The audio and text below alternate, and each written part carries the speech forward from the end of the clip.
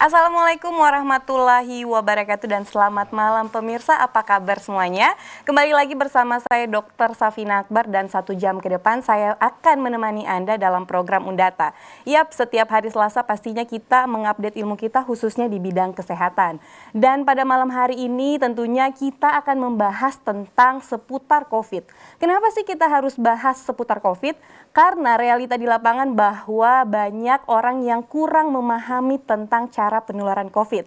Sehingga ketika tetangga atau keluarga yang mengalami COVID justru dijauhi. Nah, di sini nih kita harus bahas tuntas, kita kupas berkaitan dengan penyakit COVID-19. Dan pada malam hari ini tentunya saya sudah ditemani oleh dokter yang sangat cantik, yaitu Dr. Eva, spesialis penyakit dalam. Kita sapa dulu. Halo, selamat malam dokter. Selamat malam Dr. Safina. Apa kabar? Ya, alhamdulillah sehat dok. Ya. Jadi Dr. Eva ini adalah salah satu dokter yang bertugas di rumah sakit, beberapa rumah sakit di Kota Palu lebih tepatnya. Dan langsung aja ya dok ya, kita membahas seputar COVID-19. Seperti yang saya dibuka di awal, di mana COVID-19 ini merupakan suatu, kalau masyarakat bilang ini seperti aib dok ya, padahal realitanya tidak seperti itu. Mungkin bisa dicerita sedikit tentang definisi dari COVID-19 itu seperti apa dok?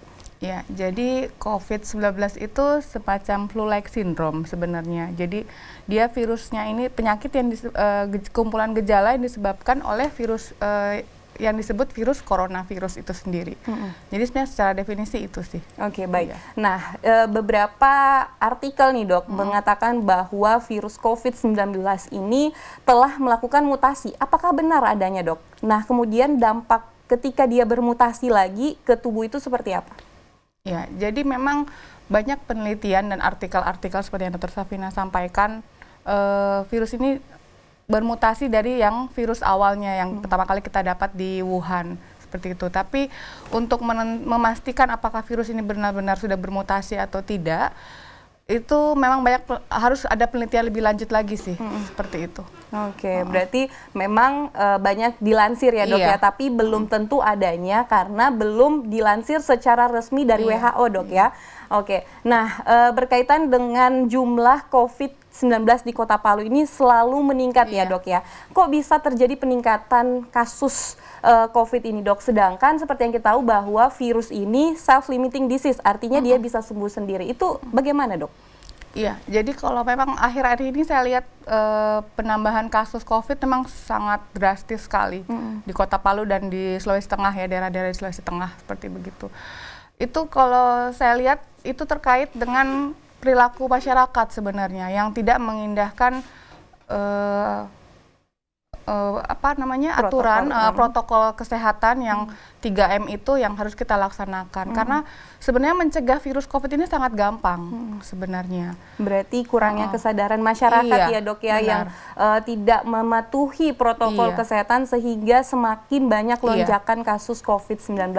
Untuk itu dok, kan gejalanya ini macam-macam ya dok ya, dari satu pasien ke pasien lainnya. Mungkin bisa dijelaskan secara umum penyebab ataupun gejala yang timbul, karena kan setiap orang itu dok pasti beraneka ragam ya dok ya, itu bagaimana dokter? Ya, jadi kalau untuk kasus COVID-19 ini gejala yang umum ya karena seperti flu-like syndrome, jadi gejalanya seperti demam, batuk, pilek, sakit menelan, seperti itu. Kemudian yang sekarang akhir-akhir ini yang sering dikeluhkan pasien juga itu anosmia.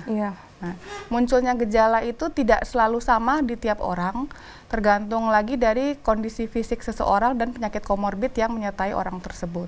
Jadi ada orang di hari kedua terpapar udah menunjukkan gejala, ada nanti 1 minggu kemudian baru memberikan gejala, ada juga nanti yang mungkin sampai hari ke-14 baru muncul gejalanya. Ada juga malah yang tidak bergejala sama sekali, tergantung dari sistem imunnya orang tersebut, seperti itu. Tapi secara normal dok, ketika kita terpapar dengan virus COVID, itu masa inkubasi atau masa dia melawan sistem imun dalam tubuh itu berapa hari dok? Sehingga menimbulkan suatu manifestasi, iya dok? Iya. Jadi memang itu secara teori itu sampai hari ke-14, itu tubuh kita berusaha untuk melawan virus tersebut. Kalau kekebalan tubuh kita kalah dari virus, ya baru kita menimbulkan gejala seperti itu. Berarti memang intinya kembali lagi tergantung sistem imun Iya, ya dok ya. Jadi memang tapi ketika terpapar dengan virus itu waktunya 14 hari. 14 hari secara umum, tapi kadang ada yang sampai hari ke-28 itu masih itu bisa. Tapi memang secara umum sampai hari ke-14 masa inkubasi virus. Berarti memang secara teori ya dok ya, dan realita di lapangan memang berbeda-beda. Tapi secara umum berdasarkan teori itu masa inkubasi ataupun peperangan terjadi dalam tubuh itu sekitar 14 hari. Nah ini dok, yang paling penting ini dok, penyebaran virus COVID-19. Karena ketika kita melihat ataupun pasien COVID-19 kita takut nih bersalaman, takut dan lain-lain sebagainya, banyak lah stigma-stigma masyarakat sehingga rata-rata pasien-pasien COVID-19 justru dijauhi ya dok ya. Memang realitanya seperti itu. Itu bagaimana sih penyebaran virus COVID-19 itu seperti apa dok? Di permukaan benda mati ataupun di udara seperti? Jadi sebenarnya virus ini penyebarannya melalui airborne. Maksud saya melalui droplet penyebarannya. Jadi melalui droplet itu yang dikeluarkan oleh tubuh pasien yang terinfeksi. Jadi misalnya dari air liurnya atau misalnya dari saat dia mengucak mata, misalnya seperti itu. Nah, saat dia mengucak mata ataupun dia batuk, terus dropletnya itu menempel di permukaan benda, terus orang yang lain yang menyentuh benda tersebut bisa saja terpapar. Makanya itu yang penting saat ini itu menjaga jarak, menggunakan masker karena penyebarannya secara droplet, dan kemudian mencuci tangan. Karena kan dia nempel, ada beberapa tergantung lagi dari jenis bendanya seperti apa. Di udara dia bertahan sekitar 3 jam. Tapi dia memang paling lama itu di permukaan kardus, kemudian sama plastik. Itu yang paling lama, bisa sampai 5 hari. Kalau di besi sekitar 3 harian, kalau tembaga mungkin sekitar 4-8 jam. Kalau di HP dok? HP itu kan dia masuk apa ya? Plastik ya kan? Plastik, bukan plastik juga sih ya. Kalau softcase-nya? Ya kalau softcase-nya berarti ya bisa sampai 3-4 hari bisa. Makanya itu harus rajin dibersihkan gitu kan. Makanya sekarang kan banyak orang pakai yang alat UV, itu sanitizer seperti begitu. Nah berkaitan dengan UV nih dok, sekarang lagi booming juga kan dok ya, di mana alat steril untuk memusnahkan virus COVID-19, apakah itu benar adanya atau hanya mitos dok untuk kegunaannya? Kegunaannya memang dia untuk mematikan virus, tapi untuk mematikan virus sampai 100% itu lagi tergantung lagi dari spek masing-masing alat tersebut. Jadi memang kita harus pinter lah, harus smart untuk melihat alat-alat itu. Jadi jangan cuma sekedar lihat atau mendengar orang bilang, oh ini bagus langsung beli. Jadi mending dilihat speknya memang bagaimana, karena dia ada spek-speknya tersendiri untuk mematikan virus tersebut. Seperti itu. Nah ini penting nih karena kita selalu berhubungan dengan handphone, di mana kita tidak tahu ketika kita pegang suatu benda yang terpapar oleh virus COVID, kemudian kita pegang handphone. Nah ini nih salah satu penularan yang tidak diketahui oleh masyarakat. Jadi buat masyarakat yang lagi nonton yang ingin bergabung bersama kami, langsung aja menghubungi 0451 452 414. Nah sambil menunggu nih dok, nah banyak juga di masyarakat nih melakukan disinfektan seluruh badan dok, langsung terpapar di badan kita. Dan ada beberapa efek yang timbul seperti ruam pada kulit. Itu seperti apa dok? Ya memang waktu awal-awal itu sempat booming ya. Iya, tapi setelah itu dikeluarkan dari ada edaran dari WHO tidak dianjurkan. Yang chamber untuk desinfektan tidak dianjurkan karena sebenarnya tuh bahannya itu dia termasuk bahan yang berbahaya. Jadi tidak bagus langsung terpapar ke tubuh kita. Nah kita tahan lagi dok. Ada penelpon nih yang masuk. Halo, selamat malam. Assalamualaikum, Ibu Dokter. Waalaikumsalam. Dengan siapa di mana Pak? Haji Usman, Kampung Lere. Ya, silakan pertanyaannya Pak. Oh sayang terputus.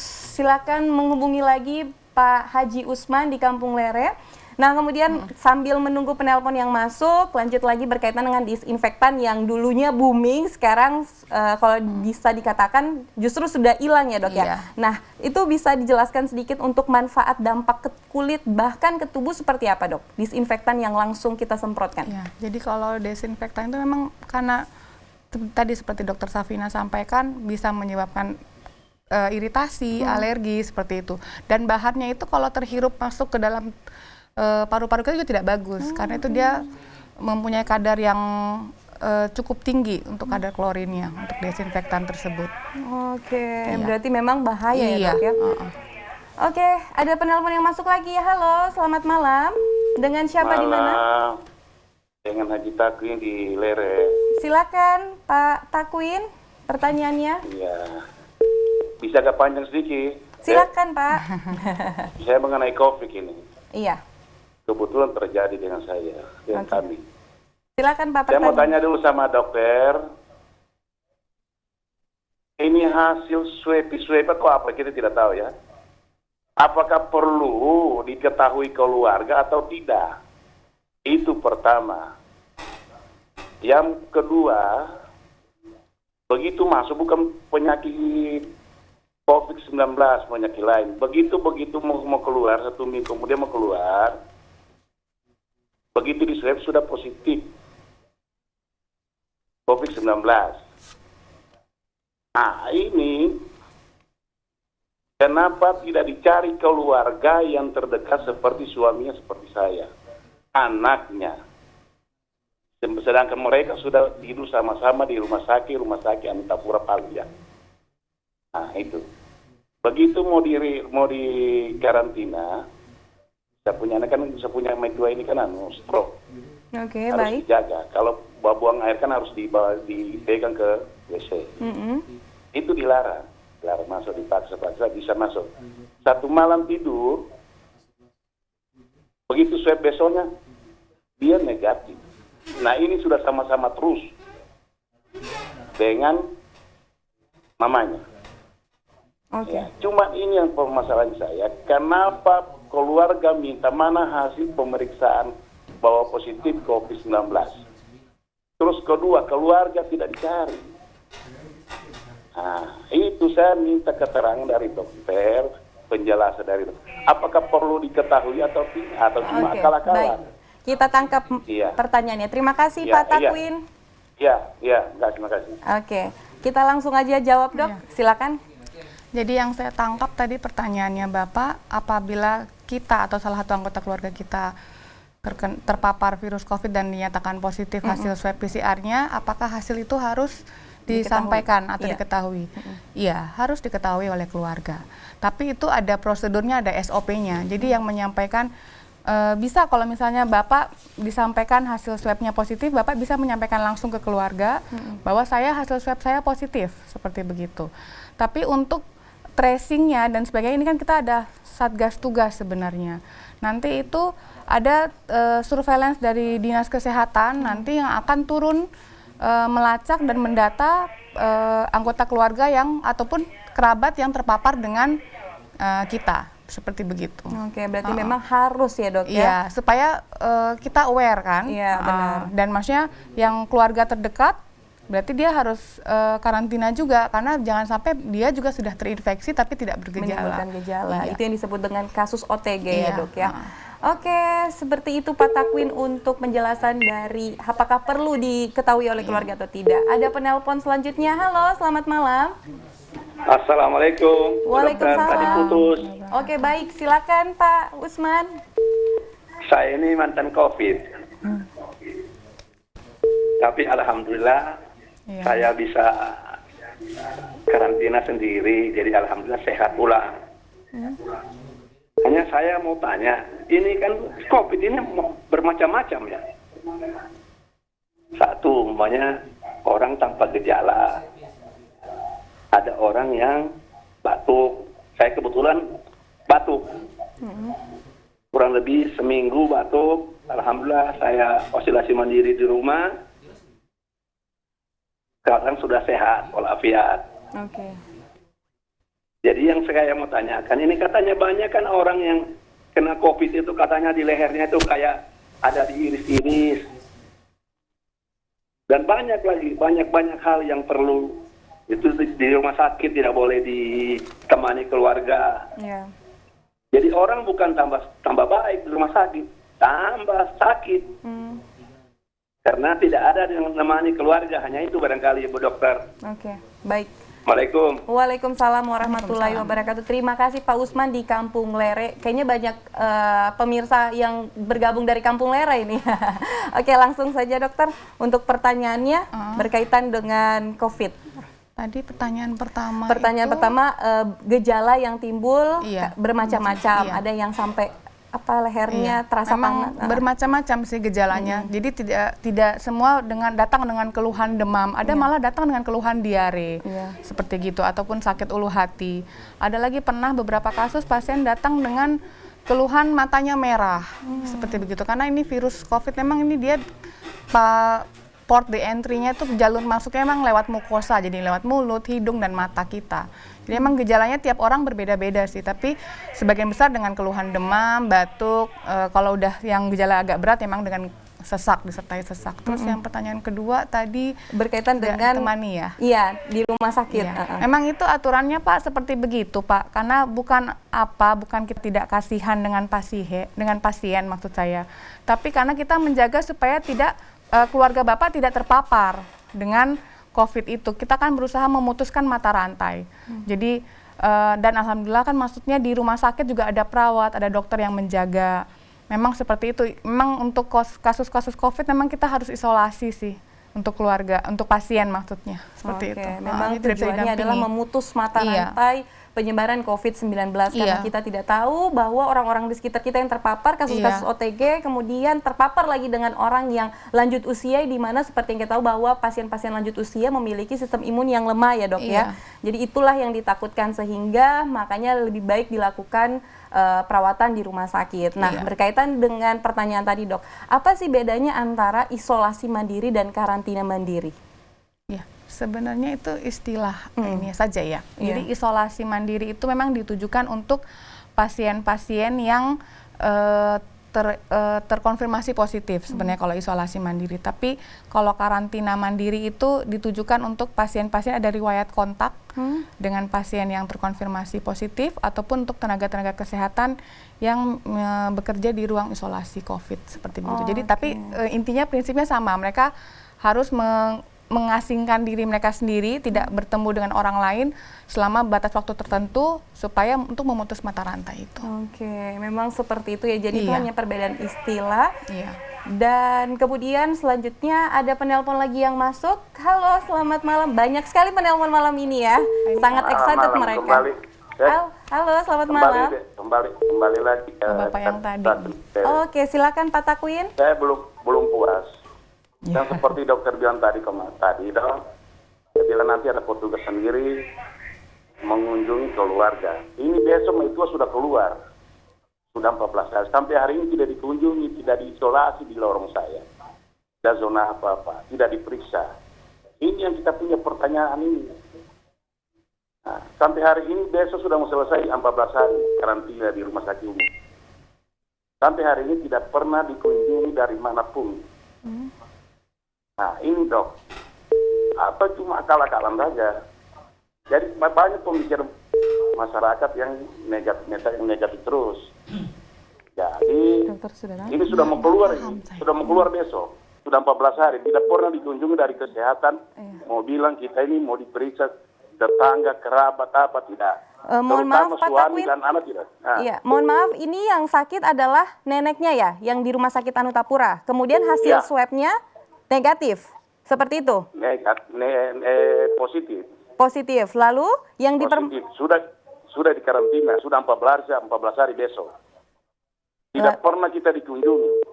Oke, Maksudnya berarti tidak ada petugas surveillance yang datang ya Pak ya? Iya. Oke. Itu sudah mau selesai besok. Tinggal menunggu swab terakhirnya mau keluar. Hanya 14 hari. Ya. Makanya saya kembali, saya tidak puas. Iya. Saya minta penjelasan. Nah, kita suami tidak pernah didatangi. Oke. Di lingkungan kan saya tidak pernah ada kesehatan mau bilang ini. Oke, baik. Permasalahannya Pak Takwin adalah tidak datangnya petugas surveillance untuk melakukan track line bersama keluarga Bapak ya Pak ya? Iya. Oke, baik. Kita paham Pak. Besok sudah mau keluar. Siap. Oke, kita tampung Pak pertanyaannya. Terima kasih banyak Pak Takwin. Terima kasih. Iya, selamat malam. Seperti itu ya, silakan dokter. Berkaitan dengan tidak ada petugas surveillance yang datang untuk melakukan track line bersama keluarga Bapak yang terkonfirmasi swabnya sudah positif? Seharusnya memang ada tracing dari surveillance. Mungkin jadi emang sama sekali tidak pernah dihubungi nih ya bapaknya ya. Sampai besok hari ke-14 bahwa Bapak tidak mencoba untuk mendatangi atau maksudnya langsung melaporkan diri sendiri ke Dinas Kesehatan Kota, menyampaikan bahwa keluarga saya terkonfirmasi positif, bagaimana tindak lanjut untuk keluarga yang lainnya. Mungkin bisa seperti itu Pak. Maksudnya kita jangan menunggu ini juga, karena sekarang memang kasus cukup banyak sekali. Jadi mungkin surveillance-nya juga masih mendata pasien yang lain. Saya tidak bisa berkomentar lebih lanjut karena kan kondisi yang itu yang lebih tahu dari Dinas Kesehatan. Cuman saya saran kalau memang seperti itu Pak, Bapak bisa datang sendiri langsung ke Dinas Kesehatan Kota melaporkan tentang keluarga Bapak bahwa ada keluarga yang terkonfirmasi dan Bapak minta maksudnya untuk tindak lanjutnya bagaimana, seperti itu kalau saya sih Pak. Iya. Terima kasih Pak. Terima kasih Pak Takwin. Jadi selain dari ke Dinas Kesehatan mungkin lebih terdekat ke Puskesmas kali Dok ya? Boleh. Iya, jadi dari Puskesmas itu melakukan pendataan buat keluarga Bapak khususnya yang terpapar dengan kasus positif COVID-19. Terima kasih untuk pertanyaannya Pak Takwin. Dan buat pemirsa yang ingin bergabung bersama kami langsung aja menghubungi di 0451 452 414. Nah sambil menunggu penelpon kita lanjut lagi. Ada penelpon yang masuk? Halo. Halo, selamat malam. Dengan siapa di mana? Dengan Irma di Kabondena. Iya, silakan Ibu Irma pertanyaannya. Ya, selamat malam Bu Dokter. Selamat malam. Ya, ini jadi tahun 2018 sama 2019 saya kan masuk rumah sakit. Jadi 2018 masuk, terus 2019 masuk dengan penyakit yang sama. Saya lupa ingat dan mohon dikoreksi untuk jenis penyakitnya, tapi yang saya ingat namanya itu pneumonia ya. Pneumonia. Oke, baik. Iya, pneumonia di bagian paru-paru. Jadi saya kayak flu, demam, dan saya nafas. Tapi bukan asma. Iya, baik. Ya, saya kemudian juga di ronsen. Tapi pertanyaan saya, tapi kalau sekarang kondisi saya sudah alhamdulillah tidak mengalami itu. Cuma saya itu kayak punya ketakutan tersendiri untuk seperti akan melakukan rapid atau melakukan swab. Itu apakah itu jenis pneumonia itu mirip atau sudah itukah yang namanya corona atau seperti apa? Apakah nanti ketika saya rapid atau swab itu akan terbaca riwayat pneumonia saya atau bagaimana? Seperti itu Dokter. Baik, terima kasih Ibu Irma atas pertanyaannya. Oke, silakan Dokter untuk pertanyaan dari Ibu Irma. Jadi Ibu punya riwayat menderita pneumonia berapa kali masuk dengan diagnosis yang sama. Jadi untuk Ibu ketahui itu pneumonia itu ada pneumonia bakteri, bisa juga karena virus. Nah, yang COVID ini pneumonia disebabkan karena virus. Mungkin pneumonia yang dulu orang menyamaratakan semua pneumonia itu biasanya karena bakteri biasanya. Jadi mungkin pneumonia yang Ibu sebelumnya mungkin bisa bakteri, bisa virus. Tapi untuk yang kasus COVID ini, yang Ibu takutkan misalnya apakah nanti dia akan hasil swabnya mempengaruhi karena Ibu dari riwayat sebelumnya, tidak. Jadi swab itu untuk mendeteksi virus COVID yang ada dalam tubuh Ibu saat ini. Jadi yang lalu-lalu tidak diinikan, tidak terdeteksi saat itu. Untuk pemeriksaan swab ataupun swab PCR ya. Iya, seperti itu. Jadi memang tidak ada hubungannya ya Dok ya antara pneumonia dengan riwayat pneumonia dengan COVID-19 karena ketika ada virus COVID dalam tubuh pasti dideteksi dengan swab, bukan dideteksi dengan virus atau bakteri pneumonia ya Dok ya. Jadi maksudnya begini. Jadi memang kalau kita terinfeksi virus COVID, gambaran foto ronsen kita gambaran pneumonia seperti itu. Tapi untuk mendeteksi untuk mendeteksi pneumonia ini apakah karena virus ataupun karena bakteri, itulah makanya kita melakukan tindakan swab PCR. Berarti intinya tetap ketika hasil ronsen menunjukkan adanya suatu infeksi paru, tapi kita harus konfirmasi dengan swab. Apakah betul-betul Ibu Irma menderita COVID atau tidak dengan melakukan swab PCR seperti itu Ibu. Jadi tidak ada hubungannya antara riwayat penyakit penyakit dahulu dengan yang sekarang. Jadi Ibu tidak perlu khawatir untuk melakukan pemeriksaan rapid ataupun swab. Iya. Ada telepon lagi, wah luar biasa pada malam hari ini. Halo, selamat malam. Halo, selamat malam. Dengan siapa di mana, Pak? Assalamualaikum. Dari Pak Sofan Keponena ini, Bu. Ya. Oke, baik. Silakan pertanyaannya, Pak. Ya, gini, terkait dengan penyakit COVID ataupun penyakit corona, ini kan dari presentasi yang ada yang terpapar dengan sembuh kan lebih banyak sembuh, seperti itu. Yang jadi persoalan sekarang ya, yang dilema di tingkat masyarakat. Kok orang-orang yang sembuh, apakah tidak ada testimoni apa-apa saja obat yang diberikan?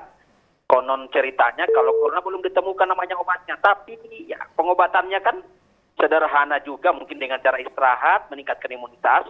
Tapi ada beberapa obat yang diberikan ini yang tidak pernah diekspos kepada masyarakat. Kira-kira seperti apa? Itu yang pertama. Oke, pengobatannya ya Pak ya? Kedua, Pengobatan ya, untuk COVID maksudnya Pak ya? Iya, pertanyaan kedua ini Ibu Dokter gini ya.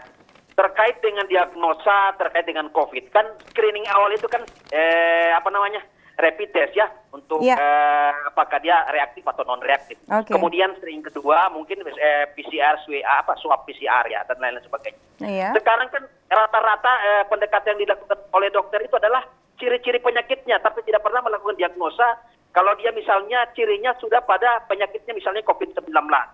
Kadang-kadang orang yang dinyatakan positif misalnya rapid test, tetapi begitu di swab negatif, seperti itu proses. Berarti kesimpulannya ya, pendekatan yang dilakukan oleh ilmu kedokteran hanya pendekatan ciri-ciri saja, tidak pada proses diagnosa penyakitnya. Nah, ini yang dipertanyakan masyarakat. Kadang-kadang dia dinyatakan positif reaktif misalnya menggunakan rapid test, tetapi negatif kalau swabnya. Nah, seperti itu. Jadi tidak bisa kita jadikan screening awal rapid test sebagai dasar kalau dia positif corona. Sedangkan swab saja harus pada tahap ketiga baru bisa dinyatakan dia positif. Mohon penjelasan Ibu Dokter supaya tidak terjadi bias di masyarakat. Assalamualaikum. Waalaikumsalam. Terima kasih atas pertanyaannya Pak Sofyan. Ini pertanyaan yang bagus memang karena memang realita di masyarakat seperti itu. Oke, silakan Dok untuk Pertanyaan pertama bisa diulang ya, Dokter. Iya, pengobatan COVID-19 yang pasti itu apa sih, Dok? Memang sampai saat ini belum ada. Sampai saat ini vaksin pun sampai saat ini memang sudah dicanangkan tapi sudah diprogram, tapi sampai saat ini belum terrealisasi. Jadi memang untuk terapi untuk penyakit COVID sampai saat ini memang belum ada. Tapi berdasarkan penelitian-penelitian dan memang sudah kami sebagai dokter klinisi di rumah sakit, kami mengikuti panduan yang sudah dikeluarkan oleh Kementerian Kesehatan untuk pemberian terapi untuk pasien-pasien COVID seperti itu. Dan memang yang tadi Bapak sampaikan untuk istirahat, menjaga daya tahan tubuh, multivitamin itu juga salah satu faktor yang mendukung kesembuhan ataupun cepat tidaknya pulih pasien dari virus COVID tersebut. Seperti gitu. Berarti pengobatannya tergantung kondisi pasien ya Dok ya, apakah batuk diperlukan obat batuk, berarti simptomatik juga. Iya, betul sekali. Tapi yang definitif memang belum ada. Memang belum ada. Memang pengobatannya berdasarkan keluhan yang dirasakan oleh pasien ya Dok ya.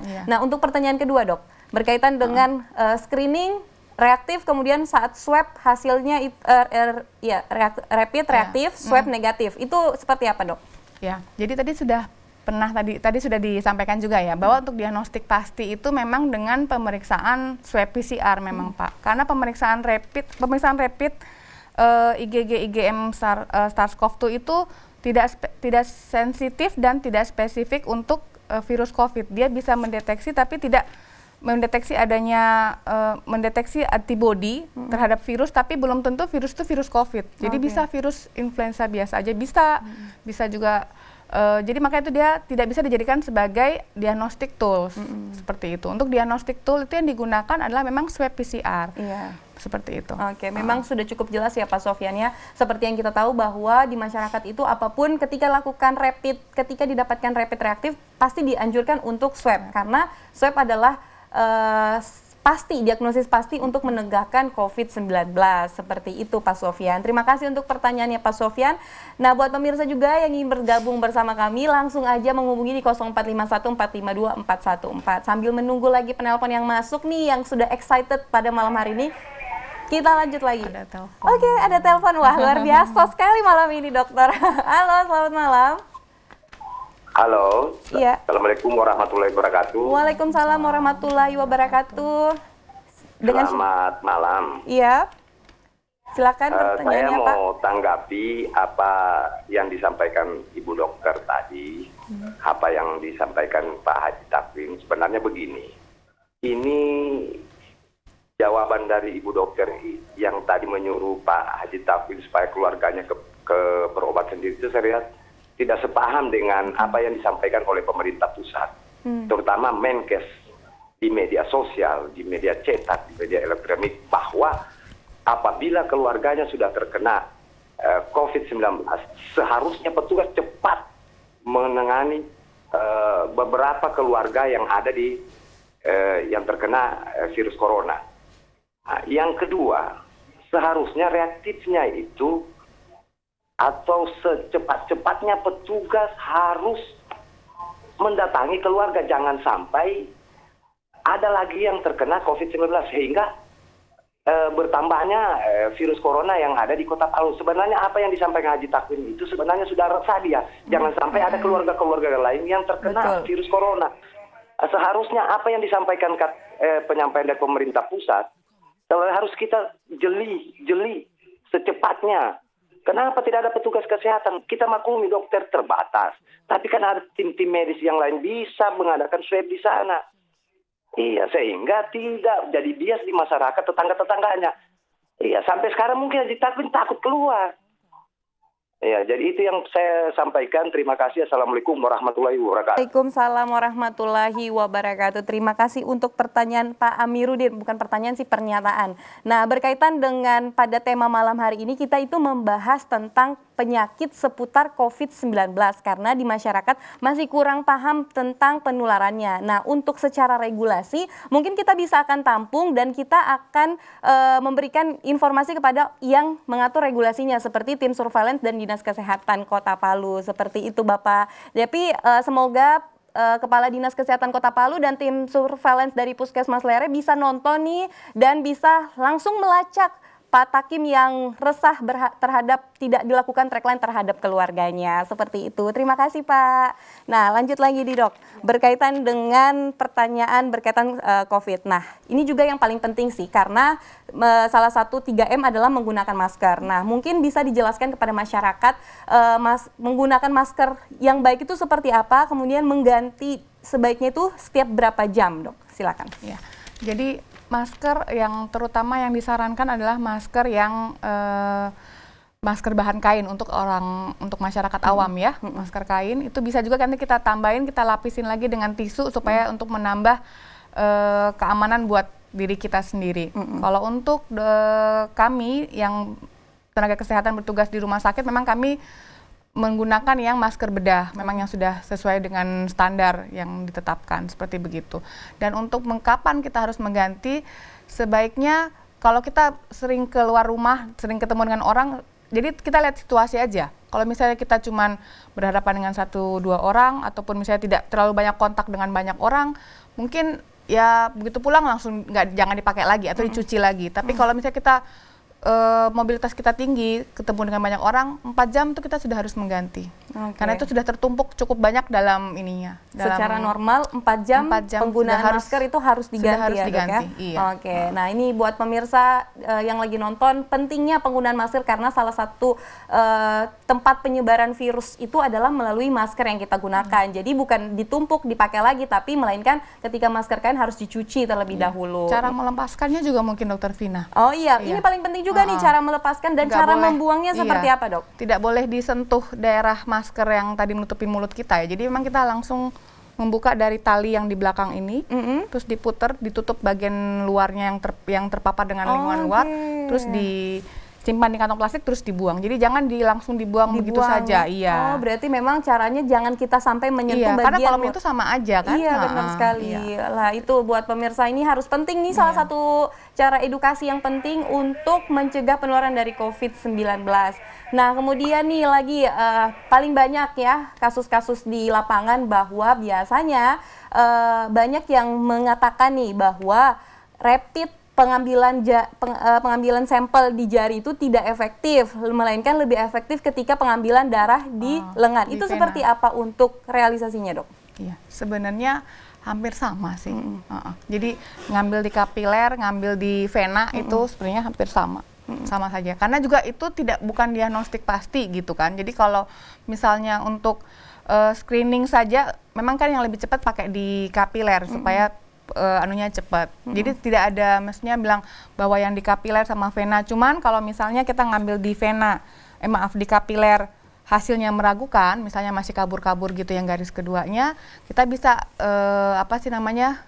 dibandingkan kita ngambil yang di vena dengan serum darah yang baru seperti begitu. Oh, berarti intinya sama aja, Dok, ya, tidak ada efektivitas antara di lengan sama di jari ya, di kapiler. Nah, kemudian Dok, ketika kita mendapatkan screening nih, kita lakukan track line screening rapidnya non-reaktif. Apakah kapan kita anjurkan untuk melakukan pemeriksaan gold standar? Diagnosis pasti dengan swab itu kapan, Dok? Ini screening untuk apa dulu? Apakah screening terkait dengan dia ada riwayat kontak atau screening untuk ini aja? Dengan riwayat kontak? Dengan riwayat kontak. Berarti kan rapid itu untuk melihat antibodi yang terbentuk dalam tubuh kita untuk mendeteksi. Jadi itu antibodi itu biasanya terbentuk di mulai kita ambil patokan di hari ke-5 atau hari ke-7 seperti itu. Jadi kalau misalnya kita udah rapid, ternyata hasilnya non-reaktif, dianjurkan untuk 1 minggu kemudian di rapid kembali untuk memastikan. Berarti memang rapid ini sebenarnya ada gunanya juga ya, Dok, ya? Karena banyak kan masyarakat bilang rapid itu tidak ada gunanya atau artinya buang-buang uang saja. Untuk screening berguna. Berarti itu statement yang salah ya, karena screening tetap kita harus lakukan rapid. Masih bisa ya, Dok, ya. Berdasarkan kasus di lapangan itu masih bisa sebagai acuan untuk melakukan kapan kita lakukan swab ya, Dok, ya. Kalau memang fasilitas di rumah sakit atau di Fasiankes itu tidak bisa dengan dengan swab PCR, masih bisa kita menggunakan rapid seperti itu. Berarti statement di masyarakat itu yang mengenai bahwa rapid buang-buang itu uang itu adalah salah. Kenapa? Karena memang kita masih bisa melakukan screening dengan rapid seperti itu. Nah, kemudian lagi nih, Dok, berkaitan dengan banyak statement juga di masyarakat mengemukakan bahwa ketika kita badan lemas atau nyeri-nyeri badan, demam dan flu, itu mereka takut nih lakukan rapid atau swab, takutnya positif. Itu banyak sekali tuh di masyarakat seperti itu, Dok. Silakan. Iya. Jadi ya karena ini rapid ini menilai antibodi, tapi dia tidak sensitif terhadap virus COVID. Jadi memang bisa saja begitu di rapid pas lagi demam-demam itu bisa hasilnya jadi reaktif, bisa. Karena ini yang terbaca itu antibodi tubuh kita. Begitu. Tapi tidak bisa, maksudnya apa ya? Bukan bilang alatnya salah, enggak. Jadi memang kalau memang kita ada gejala flu-like syndrome seperti itu, terus kita juga ada riwayat kontak ataupun riwayat perjalanan jauh, saya lebih menganjurkan untuk langsung melakukan swab, sebenarnya seperti itu. Karena yang tadi itu rapid itu tidak, rapid reaktif belum tentu hasilnya swabnya positif, rapid negatif belum tentu hasil swabnya rapid negatif belum tentu hasil swabnya positif. Iya, seperti gitu. Oke, berarti memang betul ya orang masyarakat bilang berarti rapid ini masih bisa melakukan screening, tapi bukan screening yang sensitif terhadap virus COVID-19, melainkan masih bisa sensitif terhadap virus COVID lainnya. Makanya penting dilakukan ketika didapatkan hasil reaktif itu dilanjutkan untuk swab untuk mengetahui apakah memang terpapar dengan virus COVID-19 atau tidak. Nah, di dalam alat rapid itu, Dok, ada tulisan C, IgG, IgM. Mungkin bisa dijelaskan sedikit, Dok? Ya, C itu kan kontrolnya, IgG, IgM itu antibodi yang dibentuk. Jadi antibodi yang IgG itu untuk antibodi yang menandakan infeksi paparan yang sudah kronis atau sudah lama, sedangkan yang IgM itu untuk yang infeksi akut, seperti itu. Oke. Nah, kemudian, Dok, setelah terpapar dengan virus COVID, nah biasanya nih masyarakat, beberapa kasus juga sih yang saya dapatkan, mereka masih reaktif di IgG. Nah, itu seperti apa, Dok, dan bertahan berapa lama nih untuk kalau di rapid? Ya, berdasarkan yang saya pernah baca di CDC itu, antibodi IgG itu bisa bertahan sampai 3 bulan dan lama-lama dia akan semakin menurun kadarnya. Bisa sampai bertahan sampai 3 bulan tergantung. Memang beda-beda lagi ininya. Tidak selamanya juga semua orang di 3 bulan itu masih terbaca antibodi IgG-nya. Ada juga yang baru 4 minggu itu udah nggak ada antibodi IgG-nya. Seperti begitu. Tapi secara ini dari CDC saya pernah baca sampai 3 bulan masih bisa terdeteksi antibodi IgG. Oke, berarti memang masih reaktif, tapi artinya dia sudah pernah terpapar dengan virus COVID-19. Nah, ini lagi pertanyaan, Dok. Kemarin buka Q&A di Instagram, banyak yang bertanya, salah satunya ini adalah, apakah ketika kita sudah terkena virus COVID-19, itu tidak bisa kena lagi atau masih bisa kemungkinan untuk kena? Nah, yang terbaru masih bisa reinfeksi. Jadi reinfeksi dia nanti ada dua, reinfeksi dengan virus yang sama, dengan jenis virus yang sama, ataupun dia reinfeksi dengan jenis virus yang berbeda dengan virus yang sebelumnya. Jadi masih bisa. Ada yang terbaru itu bisa terjadi reinfeksi. Jadi tidak berarti kalau kita udah pernah kena, ada antibodi yang terbentuk, kan tadi sudah saya sampaikan, antibodinya dia akan semakin lama, dia akan semakin menurun.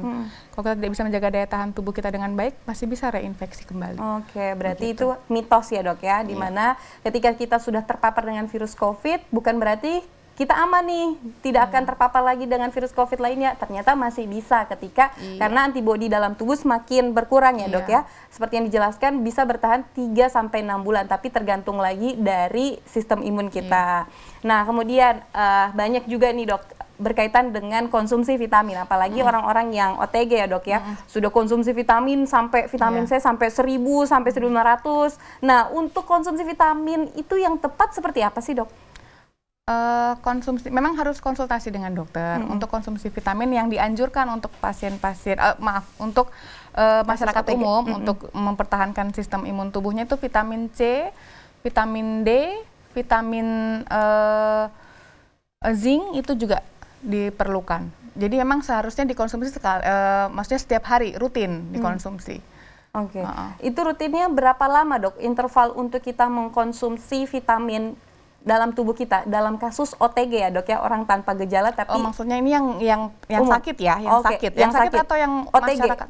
OTG, artinya orang-orang yang memiliki yang terinfeksi ya? Tapi dia tidak menimbulkan gejala. Itu berapa lama untuk mengkonsumsi vitaminnya dok? Kalau vitamin saya rasa untuk seterusnya selama masih ada pandemi ini kita harus minum vitamin deh. Berarti mungkin kadarnya tidak sama lagi dengan kadar waktu dia masih terinfeksi seperti itu. Dosisnya. Iya baik.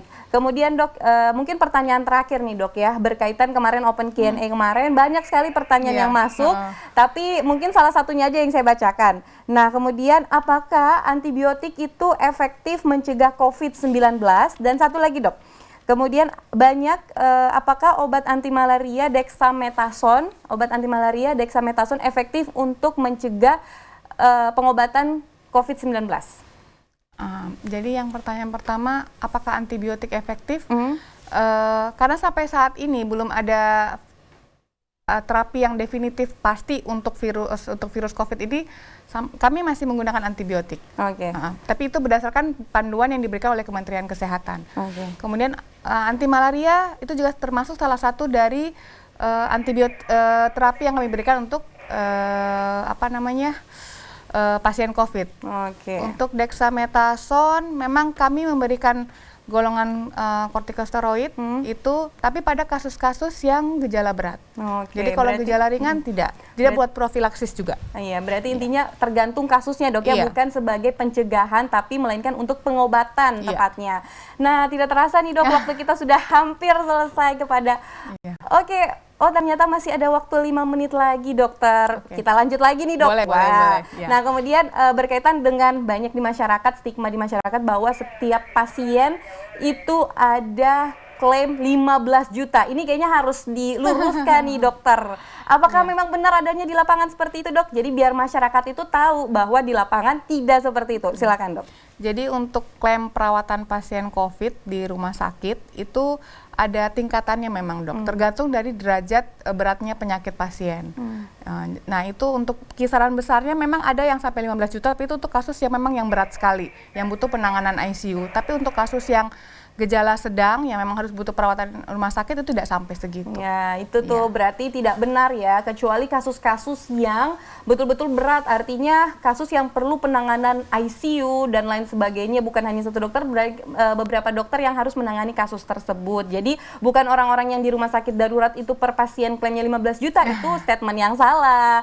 Jadi sebaiknya lebih cerdas kita masyarakat untuk menggali informasi. Nah, mungkin ini statement terakhir dok. Edukasi kepada masyarakat, apa saja yang harus kita lakukan di tengah pandemi ini untuk mencegah terus peningkatan virus COVID-19. Silakan dok. Ya, terima kasih.